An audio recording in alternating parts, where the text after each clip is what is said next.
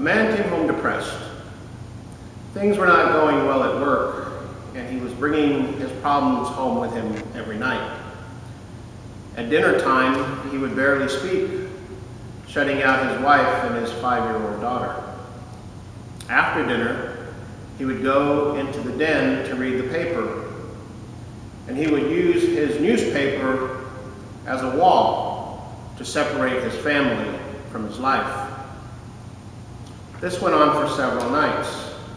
Then one night, his little girl came up and pushed the newspaper down, and she jumped onto her daddy's lap, and she hugged him around the neck really tight and said, "I love you."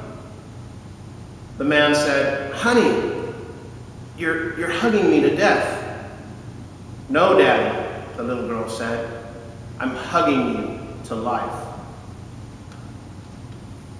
Nearly all of us can identify with this story. We know the world can be difficult. We've experienced suffering, hardships, and pain. And at times we've allowed that suffering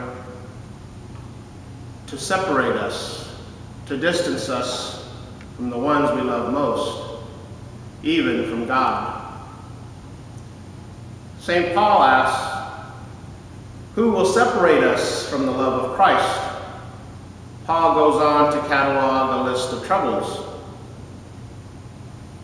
But brothers and sisters, fear not, because through Christ, Paul says, we conquer them all.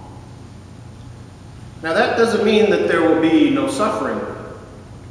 Paul contends that a life in the Spirit, a life in Christ, a life as God's children is a life of suffering. The believers of this time, and even St. Paul himself, endured suffering. For us, there will be those days when we experience distress, hardships, maybe even death. But do not think that that means that God is not for us, because God himself did not withhold suffering from his only Son. The good news is that in the midst of this suffering, those in Christ will conquer because they know God's love and the hope that they have with suffering through Christ. Nothing can separate us from the love that God has for us in Christ. God's love is unconditional. It is constant. It doesn't depend on us.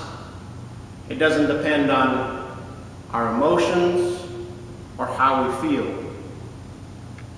God sits before us and he wraps his arms around us, telling us he loves us.